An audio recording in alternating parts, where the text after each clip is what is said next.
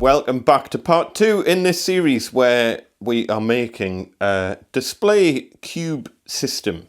So it's going to be basically a big cubey box with a support on the top, and it's going to take an acrylic top that the client's going to have specially made for this thing that I am building for them.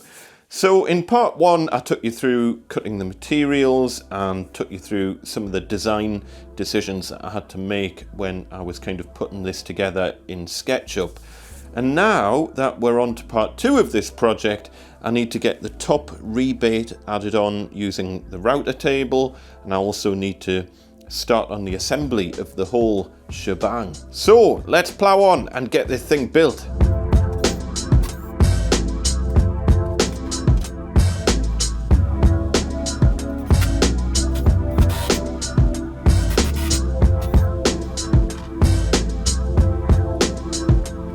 So if you remember from last time, I need to remove 2 mil of material to a depth of 18 millimeters on the board. So I'm going to set this up just using a scrap piece of MDF. This is the same MDF board that the original cuts were made from, so it should be identical thickness. So I'm going to set the cut up using this scrap piece, do a few test cuts. First thing to do is to get the depth of the cutter set, and remember I want it to be 2 mil, so I've got 2 1 mil spacers here that I'm using, and I'm just going to use the fine adjuster on my router to get that exactly to the right height.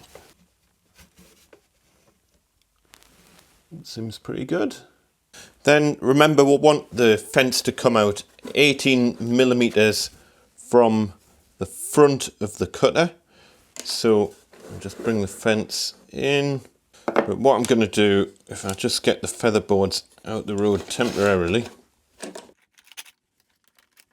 I've got a piece of 18 mil MDF there, and I'm just going to use a piece on either side and then line up my steel rule. Should do the job. I'll just lock that in.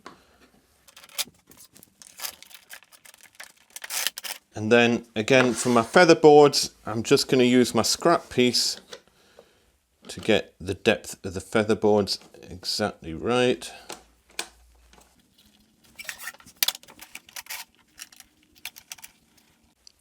And that's it. Let's do a quick test run.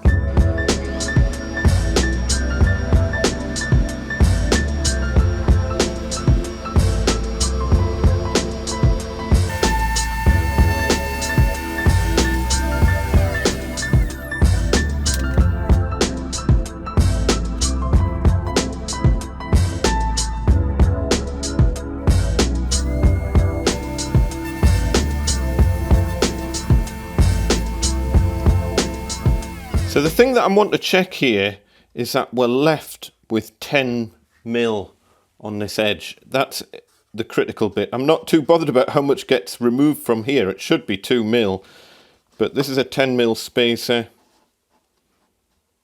and that is spot on. And for the depth is spot on. Ready to rock. Right, I just need to dial in the width of the cut again, because obviously I've had to move it to do a couple of passes just to get all the material out. I'll dial that back into the router table and then we'll go for it. I'm going crazy for you. I feel like the ocean. I can see you want this too, 'cause you've been looking at me all night trying to figure me out. I just want to let you know.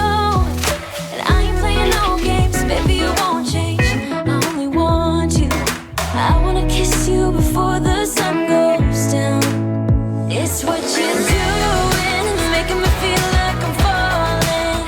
And when you're moving, I can hear my calling.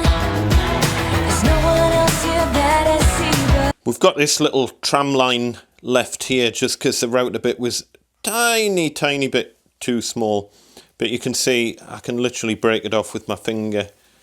What you could do is, if it's slightly bigger, use a chisel, but really don't need it. what I'll then just do is get a bit of sandpaper to finish that off.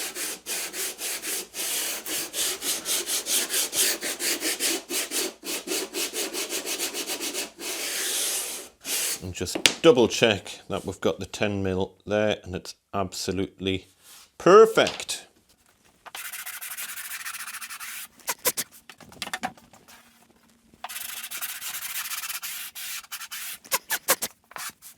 Next job. So what we now need is basically a framework that's going to sit on this, and it needs to be glued and nailed in place. And that is going to hold the slats, that is going to hold the top plate that's going to take the actual thing that's going to get displayed, if that makes sense.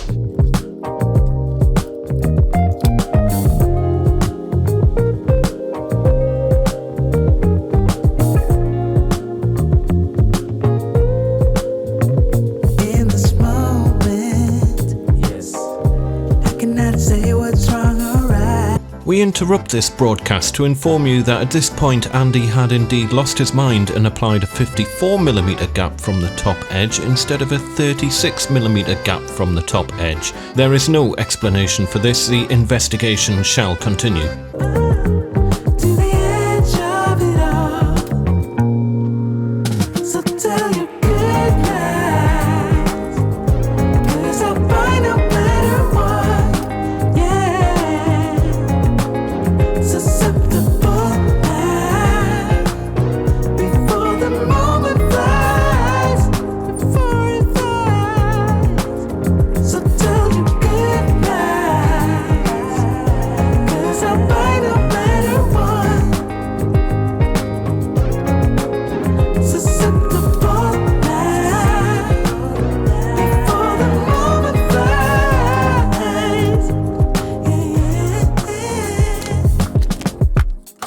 Right, hello, I've ploughed on and got a fair bit of this done. I've not shown you every single bit of the construction of this because it would get a little bit boring, but I'm just going to show you everything I've done here and kind of talk you through it before assembly, and then I think we'll do assembly in part 3 of the video so that this video isn't dead long. But I want to go into this in quite a bit of depth so that you understand why I'm doing things in a certain way, and hopefully that's of some benefit.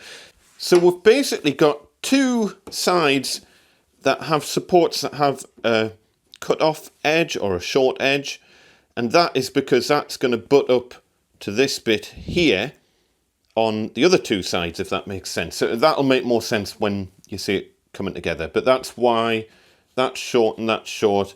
Those bits are relatively straightforward, nothing more to it than that. Then we've got the pieces that run perpendicular to the pieces I've just shown you, and these I've added a softwood support batten down both edges, so down that edge, and if I turn it all the way around, and down that edge. And I've also got a bigger support batten at the bottom, which is going to take the feet. Now, why have I got an MDF strip on the top and softwood strips on the side?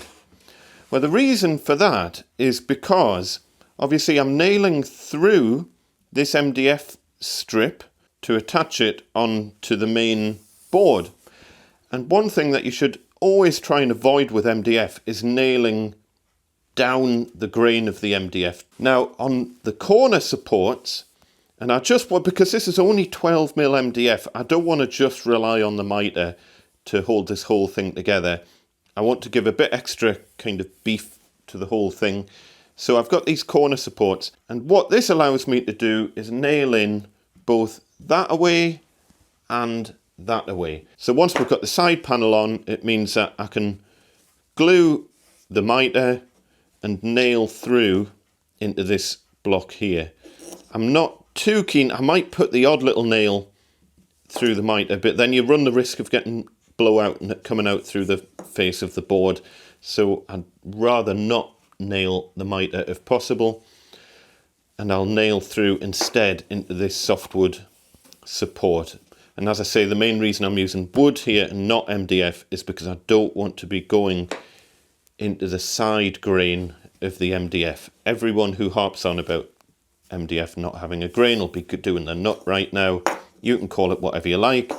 But as far as I'm concerned, and everyone I know who works with MDF on a regular basis, we tend to call the top surface a face grain and this the edge grain. And the difference is that MDF will split if you screw or nail down that side, but it won't split screwing or nailing down the face grain. If you want to give it a different name, that's up to you. Semantics. Then we've got the side that's going to have the door in it. Now this gets a little bit more complicated, not much more, there's no to it really, but same principle on the top support, same principle on the side supports. We've got softwood on the side so that I can nail in either direction. And then we need some support to attach the Euro hinges into. And again, once we get onto the door, that'll make a bit more sense. We'll cover that in part 3. But let me just flip this round. So there's going to be a door going into this cutout, and it has to look nice and neat and flush. Now, we've got 12mm MDF, but you can't put Euro hinges into 12mm MDF because the 35mm circle cutout would come pretty much all the way through the MDF. So I want an 18mm door. Now that presents a couple of complications because it means, let me get a scrap of 18mm. So this has to be set back 18mm. So it's no use having that at that height, which would be flush with the 12mm, because otherwise the door's going to end up sticking out like that, if that makes sense. So this support here has to be set back. It does mean we've got a tiny gap there and there. I don't think anyone will really care about that. It'll be very, very unnoticeable. And bearing in mind, the door's going to be shut all the time anyway. So this is set back just so that once the 18mm door's on, and I've set it back by 20mm, and that gives me 2mm of adjustability forwards and backwards just to get the Euro hinges in exactly the right place. And that'll be great once it's all put together and should look nice and neat. So come back in part 3. I'm going to be making the door to go in here, and I'm also going to be gluing the whole lot together and getting the thing assembled. See you next time.